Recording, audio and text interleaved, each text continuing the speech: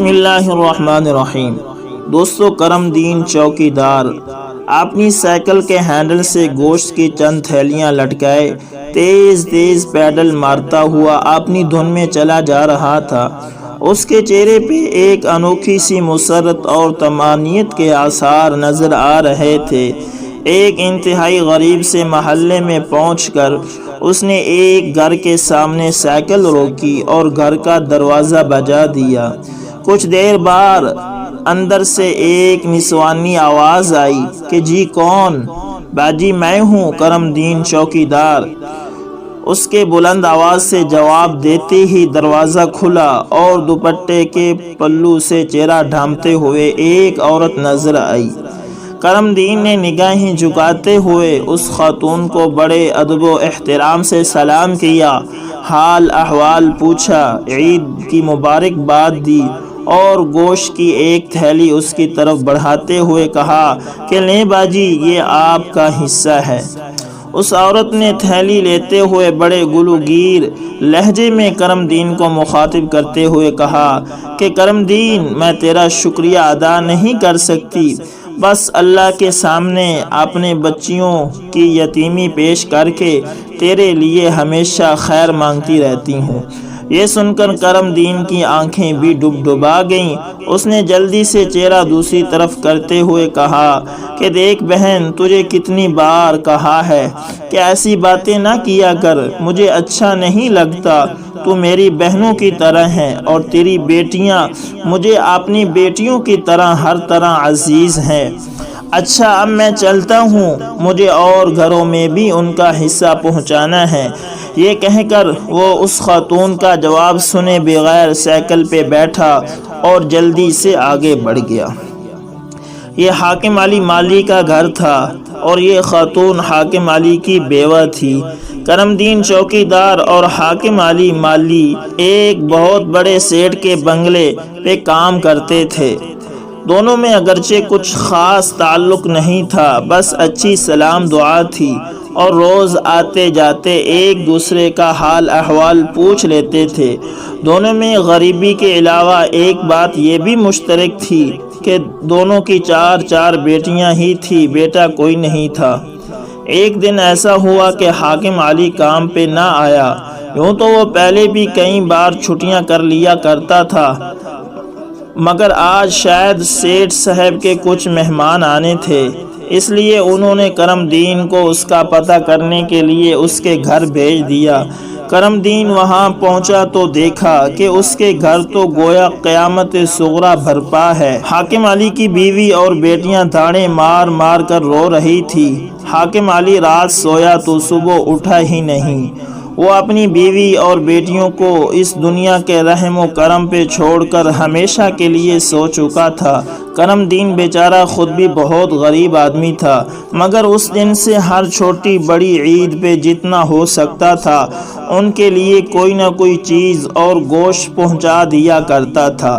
کرم دین جب پہلی بار ان کے ہاں گوشت لے کر آیا تو حاکم علی کی بیوی نے روتے ہوئے کہا کہ کرم دین، اللہ تیرا بھلا کرے، آج میرے بچے 1.5-2 سال بعد پہلی بار گوشت کھائیں گے۔ بس یہ جملہ سننا تھا کہ کرم دین کو ایسا لگا کہ جیسے کسی نے خنجر سے اس کے سینے پر وار کر دیے ہیں۔ بس وہ دن تھا اور آج کا دن کہ وہ ان کے ساتھ ایسے 4-5 اور گھروں کی بھی وقتاً فوقتاً مدد کرتا رہتا تھا۔ باقی گھروں میں بھی گوشت کی تھیلیاں پہنچا کر وہ واپس پلٹا تو کافی دیر ہو چکی تھی۔ اس نے سائیکل موڑی اور اپنے گھر کی راہ پکڑ لی۔ جیسے جیسے اس کا گھر نزدیک آ رہا تھا اس کے چہرے پہ پریشانی کے تاثرات بڑھتے جا رہے تھے۔ راستے میں ایک جگہ ایک نلکے پر رک کر اس نے سائیکل صاف کرنے والا کپڑا بھگو کر ہینڈل پہ لگے گوشت اور خون کے نشانات کو صاف کیا۔ وہ شاید یہ نشانات اپنے گھر والوں سے چھپانا چاہتا تھا اور پھر وہ دوبارہ اپنے گھر کی طرف چل دیا۔ یہ اس کا ہر سال کا معمول تھا کہ وہ صبح سویرے اپنے پرانے دھلے ہوئے کپڑے پہن کر عید کی نماز پڑھنے اپنی کچی بستی سے بہت دور شہر کے سب سے بڑے محلے میں جاتا اور عید کی نماز کے بعد لوگوں کے گھروں سے گوشت جمع کرنا شروع کر دیتا۔ گو کہ وہ ذاتی طور پہ بہت خوددار انسان تھا، کسی کے سامنے ہاتھ پھیلانا اس کے لیے مر جانے کے برابر تھا، مگر حاکم علی کی بیوہ اور یتیم بچیوں کی خاطر وہ یہ کام بھی کر گزرتا تھا۔ وہ دوپہر تک گوشت جمع کرتا اور دوپہر کے بعد ان گھروں میں جا کے دے دیتا، اور وہ لوگ یہی سمجھتے تھے کہ شاید کرم دین کی اپنی قربانی ہوتی ہے، اور واقعی یہ کرم دین کی قربانی ہی تھی۔ وہ اپنی عزت اور نفس اور خودداری کے گلے پہ چھری پھیر کر ہی ان کے لیے لوگوں کے سامنے دامن پھیلا کر گوشت اکٹھا کیا کرتا تھا، اور ظاہر ہے اس کے لیے اس سے بڑی قربانی اور کیا ہو سکتی تھی۔ سال بعد کرم دین کی بدولت گوشت کا منہ دیکھنے والے یہ کب جانتے تھے کہ خود کرم دین کے گھر سال کے بعد بھی گوشت نہیں پکتا۔ کئی بار کرم دین کے جی میں آیا کہ میں بھی ایک تھیلی اپنے گھر میں لے جاؤں، مگر ہر بار اس کا ضمیر اس کے آڑے آ جاتا اور اپنے بچوں کو یہ گوشت چاہتے ہوئے بھی نہ کھلا پاتا۔ کرم دین کی بستی قریب آ چکی تھی۔ اس نے اپنی آنکھوں کی نمی کو لوگوں سے نظریں بچا کر صاف کیا اور اپنے درد و الم کو چہرے کی مصنوعی تاثرات سے چھپانے کی کوشش کرتا ہوا اپنی گلی میں مڑ گیا۔ اب اس کے سامنے اس کے اپنے گھر کا دروازہ موجود تھا، جس کے اس پار غربت و افلاس کا لبادہ اوڑے اس کی بیوی اور بیٹیاں اس کی منتظر تھیں۔ کرم دین نے کچھ لمحے توقف کر کے دروازہ بجا دیا۔ اس کی چھوٹی بیٹی نے دروازے کی دراز میں سے اپنے باپ کو دیکھ کر دروازہ کھول دیا۔ کرم دین سر جھکائے ہوئے اپنے گھر میں داخل ہو گیا۔